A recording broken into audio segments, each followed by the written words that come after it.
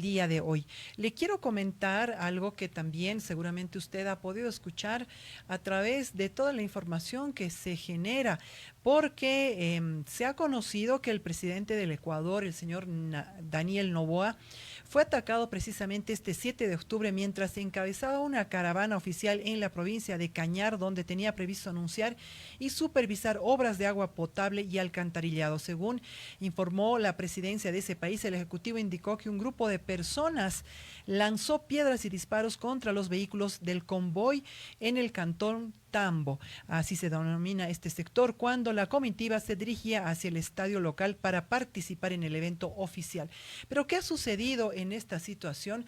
Se ha conocido también que la población de ese sector estaría no tanto en contra del presidente, sino de las políticas que estaría llevando adelante. Una de ellas sería la suspensión de la subvención del combustible en ese país. Pero vamos a hablar de este tema y el análisis que nos va a brindar. Estamos con el señor Andrés Guzmán, él es analista internacional, con quien queremos precisamente conversar acerca de este tema. Muy buenas tardes, señor Guzmán. Jackie Quiñones le habla de la revista Entre Líneas. Por favor, ¿cuál es el análisis que usted hace acerca de este que se ha denominado ya un intento de magnicidio en contra del presidente del Ecuador? Adelante, por favor. Si podemos habilitar el audífono, por Perdón, favor. ahora Ahora sí. sí, adelante. Muy buenas tardes, Jackie, gracias por la invitación. Sí, es un tema muy álgido. Ha llamado mucho la atención de que las autoridades ecuatorianas califiquen este hecho como un intento de magnicidio, porque de lo que se sabe hasta ahora, que es hace poco, eh, solo han habido unos piedrazos, ¿no? Unos lanzamientos de piedras contra el convoy que llevaba al presidente Noboa, lo cual obviamente no se podría calificar de intento de asesinato o, bueno, intento de asesinato con piedras, porque si bien las fuentes oficiales hablan de que hubo incluso disparos, eso no se ha confirmado hasta ahora. Entonces, todavía es confuso, todavía no se sabe bien qué es lo que ha pasado, pero sí hay una llamada de atención fuerte en la que tal vez el gobierno quiere utilizar esto para tal vez salir a reprimir con más fuerza, porque, como bien decías, el aumento del precio del combustible debido al levantamiento de la subvención al diésel está generando todas estas protestas que ya vienen varios días generando problemas en Ecuador. Y eso obviamente genera también cierto temor o ciertos resguardos que quiere tomar el gobierno frente a lo que pueda pasar, ¿no? Porque Ujú. tenemos que tener además los antecedentes de estas movilizaciones sociales que logran debilitar fuertemente a los gobiernos en Ecuador hasta incluso su derrocamiento. Entonces, es también por ahí que va la cosa, dado que el presidente Noboa no tiene tampoco muy alta aceptación, sus niveles de popularidad han caído y eso hace ver que hay una situación muy tensa, con varios problemas sumados a este detonante que viene a ser el levantamiento al subsidio del diésel. Ujú.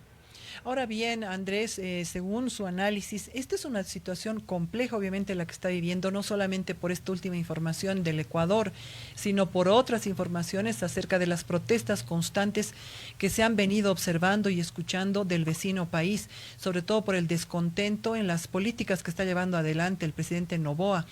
Esta es una situación que podría repercutir en el próximo gobierno en nuestro país.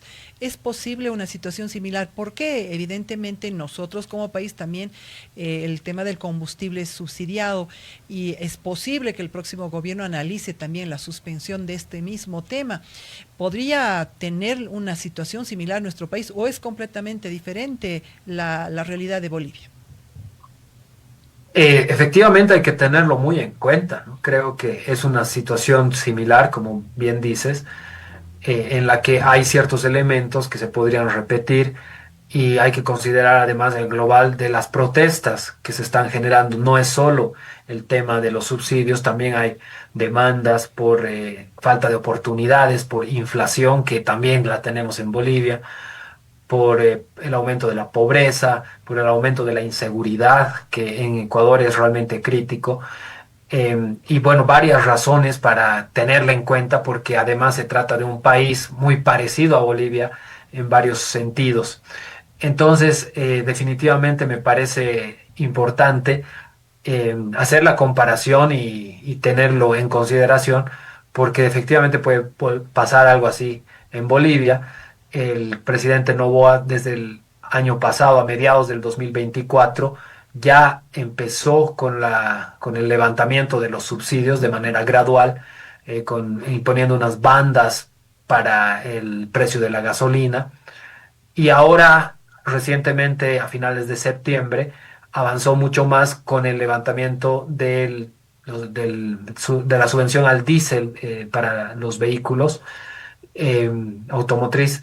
Y eso hace que se levanten estas protestas. Entonces, en Bolivia definitivamente algo así también puede ocurrir. Sin embargo, también creo que en Bolivia hay cierto entendimiento, ¿no? Ya se ha hecho muy evidente de que el subsidio es insostenible y de alguna manera creo que entendemos, espero que al menos la mayor parte de la población, de que es necesario levantar el subsidio a los hidrocarburos, que realmente cuesta demasiado al Estado y que genera un déficit fiscal altísimo. Es la misma situación, sin duda, pero nosotros venimos saliendo de un gobierno que ha insistido con mantener esto hasta el final y que ha generado toda esta crisis.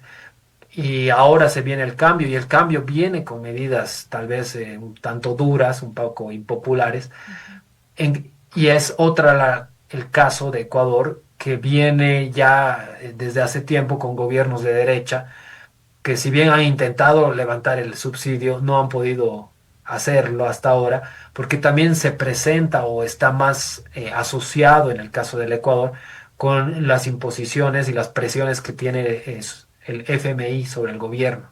Ujú. Y claro, también puede ser algo parecido que ocurre en Bolivia, pero bueno, hay también estas diferencias. eh, el correísmo, que venía a ser, digamos, el símil o lo parecido al MAS en el Ecuador, ya hace muchos años que no gobierna. Y como digo, hay gobiernos de derecha que se han sucedido. Primero era Lenín Moreno, después Guillermo Lasso y ahora Noboa, marcan cierta continuidad de descontento de las clases populares, y por eso tiene también tanto efecto las protestas, que son dirigidas principalmente por el CONAI, que es la Confederación de los Movimientos Indígenas en Ecuador. Ujú. Entonces, bueno, hay obviamente muchas similitudes, pero también hay estas diferencias que hay que tomarlas en cuenta para entender también hasta qué punto podemos considerar que eso sea algo que puede ocurrir en Bolivia. Ujú. Exactamente. Y bueno, apelando a todo el conocimiento que tiene usted, Daniel, bueno, mejor dicho, Andrés, por este tema tan importante como es el análisis internacional, ¿cómo se observa al país, a nuestro país, obviamente Bolivia, siendo geográficamente el centro de Sudamérica, donde tiene mucha incidencia esta temática política? Estamos a punto de cambiar políticamente, ¿no? Tras 20 años de gobierno del movimiento al socialismo, bueno, la ciudadanía elegirá quién será el próximo gobernante, pero sin embargo estamos haciendo este cambio que posiblemente estemos tal vez analizando lo que sucede en el Perú, lo que sucede en el Ecuador, lo que ha sucedido también en Venezuela. Todos estos elementos tienen obviamente repercusiones también para nuestro país. ¿Va a afectar significativamente la situación del próximo gobierno a nivel internacional, tal vez? Como afectó, ¿no? El primer gobierno del señor Evo Morales, había una imagen que se señalaba hacia el exterior del país, ¿no? Como una imagen de cambio, de un tema político bastante interesante dentro de Sudamérica, pero esto fue modificando obviamente tras 20 años de gobierno, donde en la actualidad estamos viviendo una crisis no solo económica, sino política. ¿Cómo observa usted toda esta situación que vamos a vivir seguramente, a colación obviamente de lo que ha pasado en el Ecuador? Sí, definitivamente vienen cambios, ¿no? Vienen momentos distintos a los que hemos estado viviendo en los últimos 20 años. Un cambio radical de la ideología, de la postura política que tiene el gobierno hacia el mundo, hacia el ámbito internacional, donde se deja de lado ya el antiimperialismo, eso de hecho, porque ambos candidatos han dicho que se van a acercar a Estados Unidos. Y eso, digamos que es positivo, pero vemos también que hay definitivamente una nueva ola de la derecha, un giro a la derecha, que es regional, ¿no? Que se va a asentar muy claramente ya en Bolivia, más claramente si es que Tuto Quiroga llega a la presidencia, pero también si Rodrigo Paz lo logra, porque ha anunciado ya, ¿no?, varias medidas liberales que se van a adoptar y un distanciamiento de lo que hasta aquí ha sido el gobierno del MAS en cuanto a la política internacional, que era, como digo, principalmente antiimperialista, anticapitalista y anticolonialista. Eso ya no va más. Y en la región también va a haber esto, vamos a ver el cambio de gobierno en Chile, que muy probablemente también sea hacia la derecha.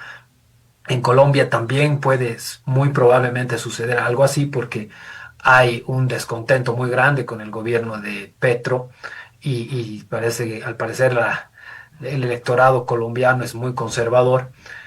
En Perú también puede también suceder algo así, aunque Boluarte sí se ha mantenido más o menos en la derecha, aunque no muy claramente, porque al principio era de izquierda, pero puede ser que se escoja un gobierno un tanto conservador. Y el de Noboa está recién comenzando, ¿no? Este gobierno ecuatoriano que tiene hasta el 2029. En Argentina está Milei y en Paraguay Santiago Peña. Los únicos casos que vienen a ser de la izquierda son Brasil y Uruguay, donde se mantienen Lula da Silva y Orsi, que son de izquierda. Entonces, sí se puede ya, yo creo, vislumbrar que va a venir un tiempo de derecha, un giro a la derecha, pero que va a ser muy diferente a este periodo que donde ha gobernado la izquierda y Evo Morales era la figura más notoria desde el punto o desde Bolivia, claramente.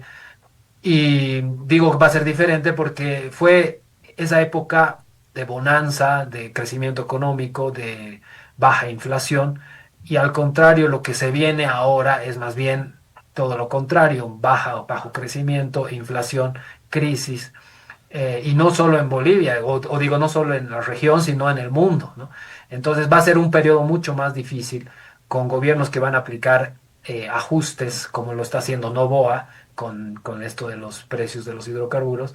Y en Bolivia, obviamente, también vamos a necesitar que se haga eso, ¿no? Ya de hecho, y como te decía al principio, creo que hay una cierta conciencia, ¿no?, de que sí es necesario hacer grandes cambios estructurales que además pueden ser un tanto dolorosos, al menos para ciertos sectores. Bueno, entonces lo que va a pasar, va a venir otro momento, un nuevo tiempo, se acaba definitivamente ya este periodo en el que hemos visto gobiernos de izquierda, claramente se mantienen, como digo, Brasil, Uruguay y también por el otro lado Venezuela, que es una dictadura, pero que va a recibir mucha mayor presión, que ya no va a tener tantos aliados, que más bien va a tener muchos gobiernos contrarios y críticos de su forma de permanecer en el gobierno, y con nada menos que con Estados Unidos por detrás, desplegando su fuerza militar en el Caribe.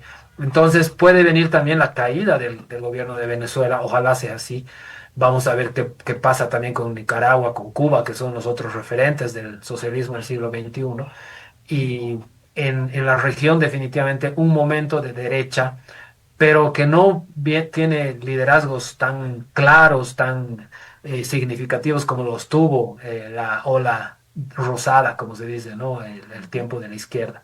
Así Entonces, es. bueno, vienen cambios, vienen situaciones diferentes y vamos a ver, ojalá que a Bolivia le vaya bien, ojalá podamos salir de la crisis lo antes posible y nos enrumbemos en un momento de mayor integración, de mayor comercio y de además aprovechamiento, ¿no? De las oportunidades que nos da el mundo o el sistema internacional. Ujú. Muy bien, muchísimas gracias Andrés por estos detalles y obviamente este análisis que hemos podido conocer a través de usted como analista internacional, hablando precisamente de este tema del Ecuador. Y hay mucho por conversar. Ha mencionado Andrés a Argentina, que está muy difícil, Venezuela, ni qué decir. También Perú, que es una situación complicada. Y bueno, todos los países vecinos de Bolivia también están en una situación de cambios estructurales, parece que muy importantes. Muchísimas gracias Andrés y estaremos con usted en una próxima oportunidad. Muchas gracias. Muchas gracias a ustedes, un gusto, como siempre. Muy bien, así hemos conversado con Andrés Guzmán, él es analista internacional hablando de este tema tan complicado que ha sido el intento de magnicidio como lo ha